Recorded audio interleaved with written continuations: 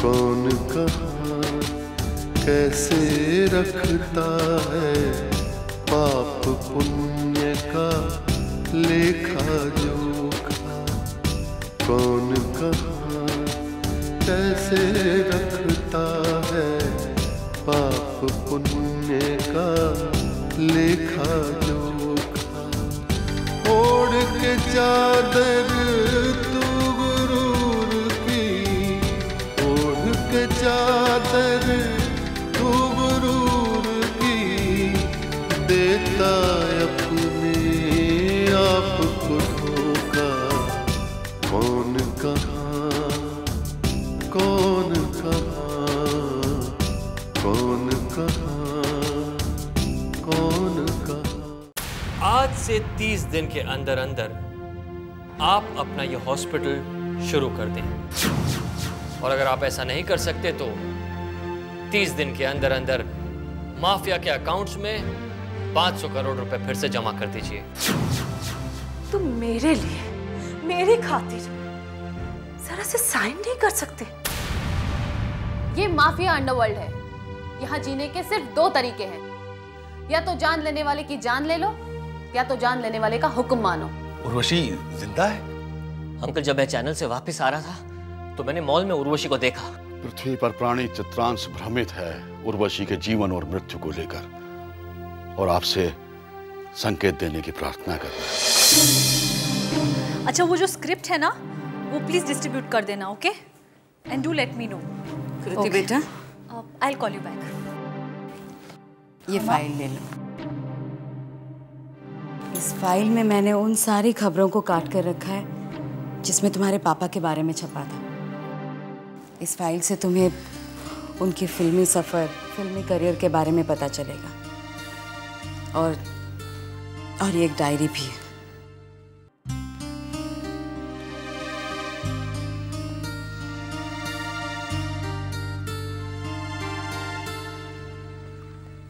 ये आपने लिखी है मॉम?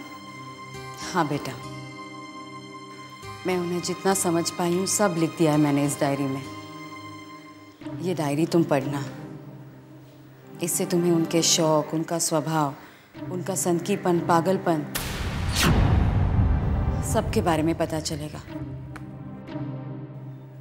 आगे मैं रहूँ ना रहूँ, तुझे अपने पापा को पहचानने में आसानी हो जाएगी। पर मॉम, मैं ये सोच रही हूँ कि मेरी मुंबई यात्रा का 1 लाइन स्क्रीन प्ले क्या होगा। मैं उनकी बेटी तो हूँ, पर मैं ये बात दुनिया के सामने तब तक जाहिर नहीं कर सकती जब तक मैं उनकी सारी सच्चाई का पता ना कर सकूं। तो मैं शुरुआत कहाँ से करूँ? बस मैं तेरा यहीं तक ही साथ दूंगी, इसके आगे तुझे सोचना है। लेकिन हाँ, बहुत समझदारी से। के बहुत शार्प है, एक्सरे की नज़र है उसकी, एक डायरेक्टर की नज़र। मॉम, आप ये मत भूलना कि जीनियस इंटेलिजेंट के साहब की मुलाकात किसी ऐरे गहरे से नहीं हो रही है।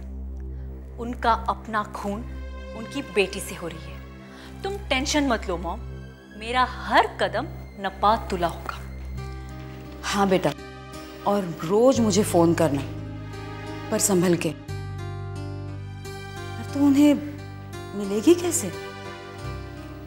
उन्हें मिलना कोई आसान काम नहीं है। और तू मुंबई में रहेगी कहाँ?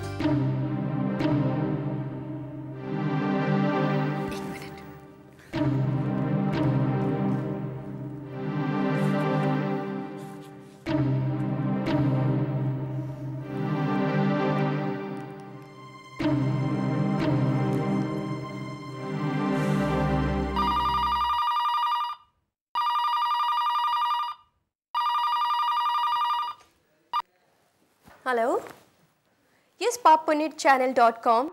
कहिए, आप हमारे प्रोग्राम के बारे में क्या जानना चाहती हैं? आपको क्या कहना है इसके बारे में? ये रिस्पॉन्स सेक्शन है। हाय मैम, मेरा नाम कृति है। मैंने के साहब का एक्सक्लूसिव इंटरव्यू आपके चैनल पर देखा था एंड इट्स अ मिरेकल। ऊपर वाला जिस तरह से उन्हें सब्जेक्ट्स देता है, कॉन्सेप्ट्स देता है, ठीक उसी तरह मुझे भी देता है। और मैं के फिल्म प्रोडक्शन हाउस बंद होते हुए नहीं देख सकती। वंडरफुल, यही तो फ़ायदा है सैटेलाइट चैनल का। कहिए मैं आपकी कैसे मदद कर सकती हूँ? Ma'am please do me a favour, आप प्लीज़ उन्हें मेरा नंबर दे दीजिए। मेरा नंबर है 0343 22521। मैम या आप उनका नंबर मुझे दे दीजिए ताकि ऊपर वाले के बनाए हुए दो एक जैसे इंसान मिल सके। ऑलराइट, मैंने आपका नंबर नोट डाउन कर लिया है। मैं आपका मैसेज के साहब तक ज़रूर कन्वे कर दूंगी। Okay, thank you so much. देखते हैं मॉम अब क्या होता है।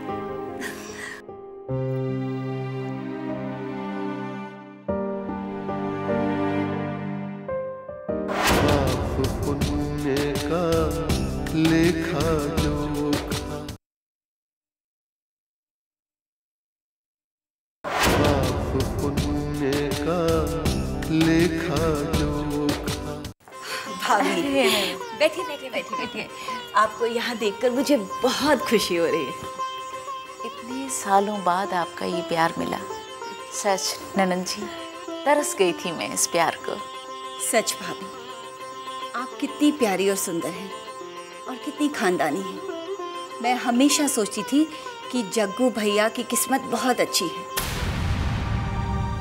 जबकि हमारे जग्गू भैया का चाल चलन आपके गुणों और संस्कारों से उल्टा है। अब जो नसीब में होता है वही मिलता है ननद जी। पहले मैं भी अपनी किस्मत को बहुत कोसा करती थी कि भगवान ने मेरी किस्मत में ऐसा लड़ाकू, झगड़ालू, शातिर और कातिल पति ही क्यों दे दिया। पर जैसे जैसे बच्चे बड़े होते गए मैं उनमें ही अपना बिगड़ा भविष्य संवारती रही। भाभी, हम दोनों एक ही नाव में सवार हैं, एक ही इंसान के सताए हुए। फर्क सिर्फ इतना है कि आप उनकी पत्नी हैं और मैं उनकी सगी बहन। जग्गू भैया ने मेरा सुहाग लूटकर मेरे सुखों में अंगार भर दी। अब तो बस मैं अपने बेटे कृष्णा और अन्नपूर्णा दीदी के बेटे प्रेम को देख देखकर अपने भाग्य को संवारने की कोशिश करती रहती हूँ। अब आपसे एक ही प्रार्थना है कि अपने भाई के कर्मों की सज़ा जो आपने हमें, हमारे परिवार को आज तक दी, वो अब मत दीजिएगा, क्योंकि आपके दुख में हम भी दिल से ही शामिल हैं। हाँ, ये गलती तो मुझसे हुई है भाभी। इसमें आपका और बच्चों का क्या कसूर? आप तो प्यार की जीती जागती तस्वीर हैं। अच्छा हाँ, आप भावना के बारे में कुछ फोन पर बता रही थी। हाँ ननद जी, उसने हमारे घर के संस्कारों को तहस नहस कर दिया और सबसे बड़ी बात यह है कि आपके भाई की शय मिली हुई है उसको,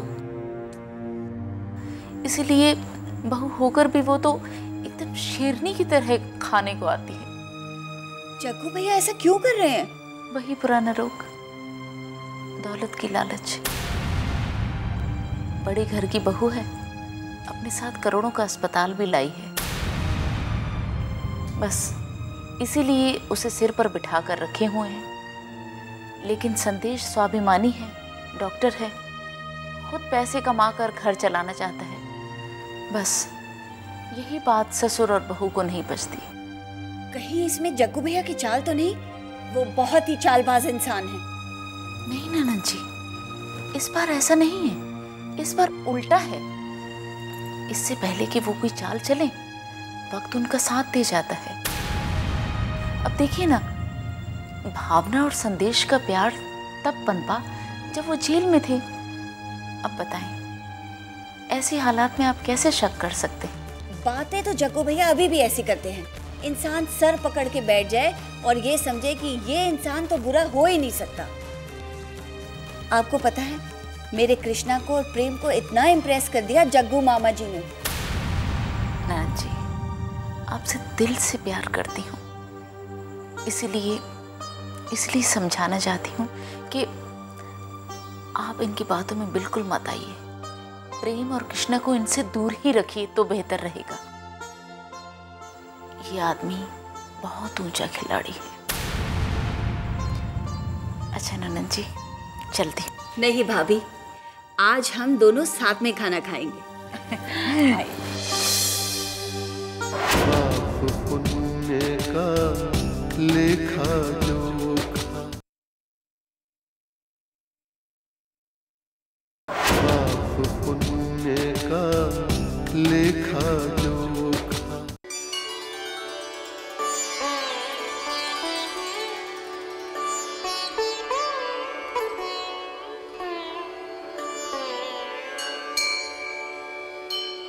संदेश, संदेश उठो। थोड़ी देर और सुने दो ना प्लीज। बेटा यहाँ क्यों सो रहे हो? संदेश उठो। क्या हुआ? रात को फिर से झगड़ा हो गया भावना के साथ क्या? उठो माँ, ये कौन सी नई बात है? उठो संदेश। माँ प्लीज अभी सोने दो। पापा प्लीज सोने दो ना। नहीं, यहाँ ये नहीं कोई सोना। सोने की जगह? उठ उठ चल। जाओ कमरे में जाकर सो। चलो। कमाल है, जाओ।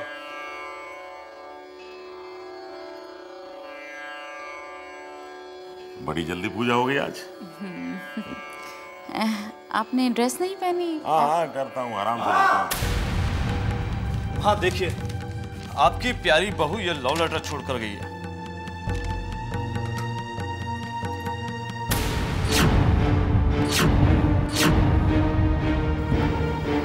हे भगवान, ये बहुत बिगड़ैल लड़की है, अमीर माँ बाप की।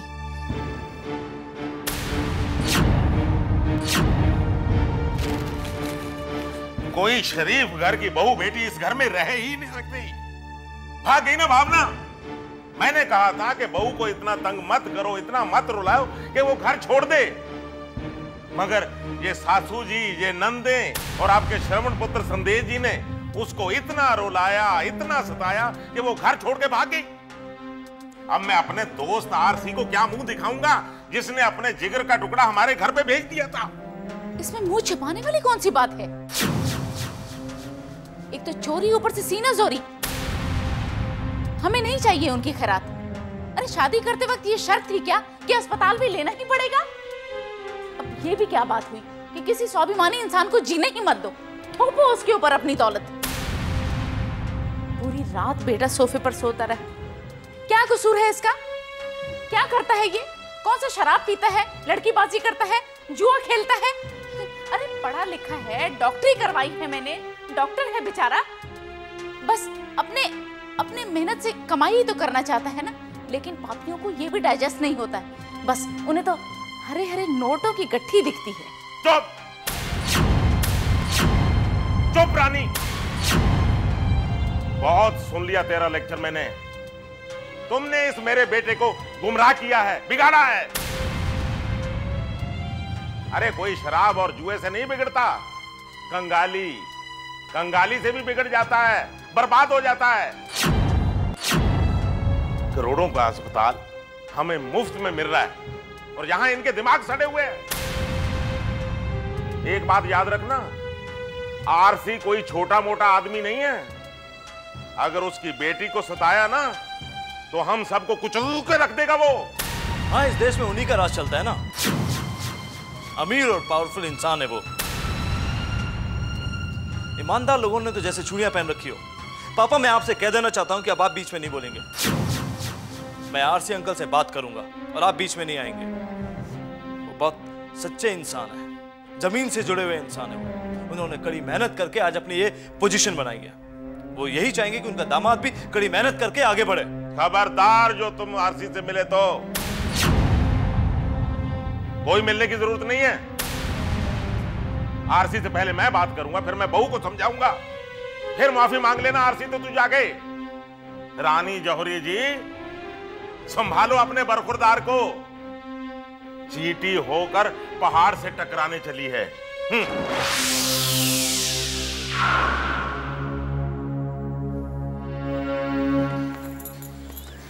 मामला थोड़ा नरम गरम है।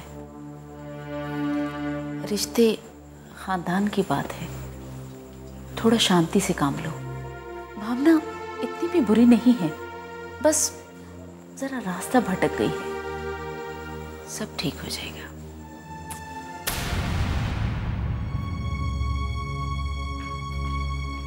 अरे भावना, क्या बात है? अचानक सुबह सुबह ब्रीफकेस लेकर? डैड क्या अपने कमरे में है? हाँ भावना, ये अचानक बेटा सुबह सुबह? क्यों डैड? आप ही ने तो कहा था ये घर मेरा है, मैं जब चाहूँ तभी आ सकती हूँ। हाँ वो तो ठीक है, लेकिन क्या क्या हुआ? बात तो बताओ। वक्त आने पर वो भी बताऊंगी। अभी मैं अपने कमरे में जाना चाहती हूँ। रात भर सो नहीं सकी, सिर फट रहा है मेरा। डैड मैं देखता हूँ। भावना, भावना। शायद जग्गू ने इसे रूप रानी वाली बात कही होगी।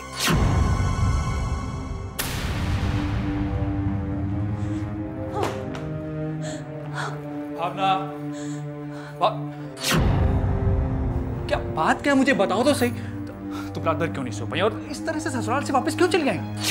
क्योंकि भैया आप इस घर में जरूर रहते हैं, पर आपको इतनी भी खबर नहीं है कि इस घर में बहुत बड़ा तूफान आने वाला है। क्या क्या सोचा जा रहा है इस घर में, क्या क्या सोचा जा रहा है। हम दोनों भाई बहन को बर्बाद करने का षड्यंत्र रचा जा रहा है यहाँ पर।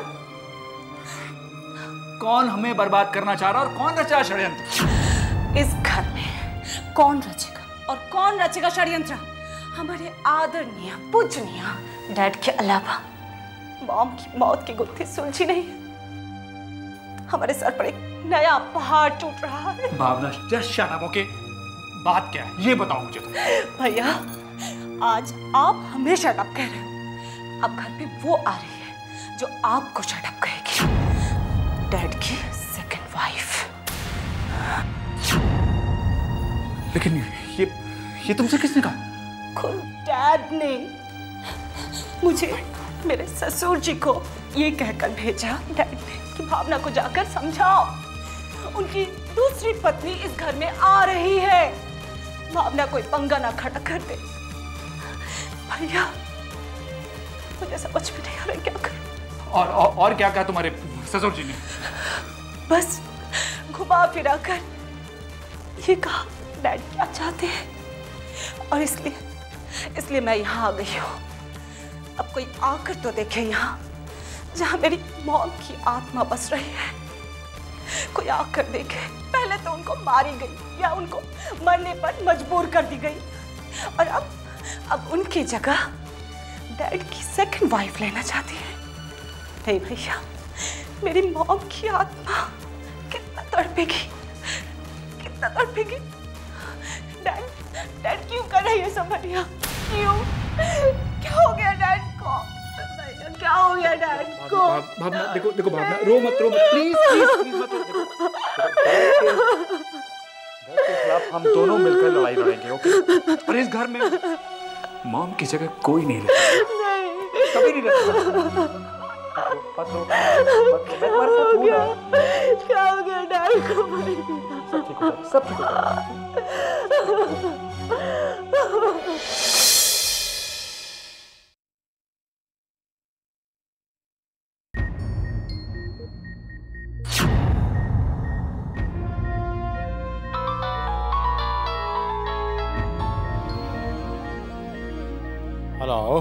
Hello sir, good afternoon. मैं pappunit.com चैनल से श्वेता बोल रही हूँ। हाँ श्वेता, कहो। सर आपके बेबाक इंटरव्यू का बहुत अच्छा रिस्पांस आया है। उर्वशी के बारे में और आपकी नई खोज मीरा के बारे में सब लोग जानना चाहते हैं। और हाँ सर, एक लड़की का फ़ोन आया था जो काफ़ी चौंका देने वाला था। श्वेता, अब के शॉक्ड प्रूफ हो गया है। कौन चौंकाएगा के को? हाँ श्वेता, क्योंकि अब के ने अपनी बेलगाम भावनाओं पर रोक लगा दी है। जो होना होगा होगा।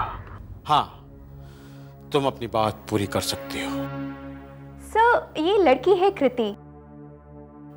उसने फोन करके ऐसा बताया है कि उसने आपका इंटरव्यू देखा है। कहती है कि आप ही की तरह उसे भी सब्जेक्ट ऊपर वाला ही देता है। ये काफी चौंका देने वाली बात है सर।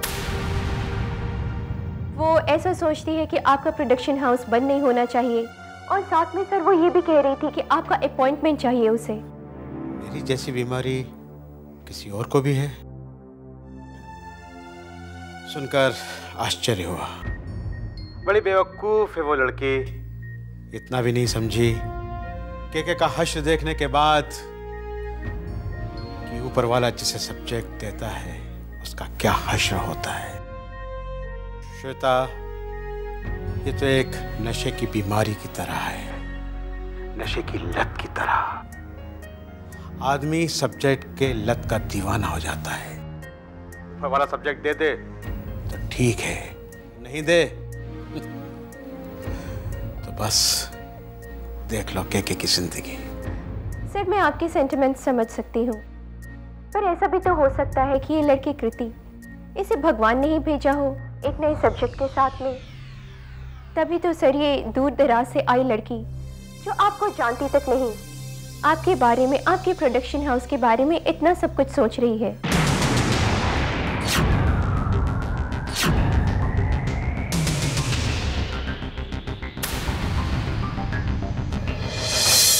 हर इंसान का अक्स वहाँ पर, हर इंसान का कच्चा चिट्ठा, हर इंसान का कच्चा चिट्ठा।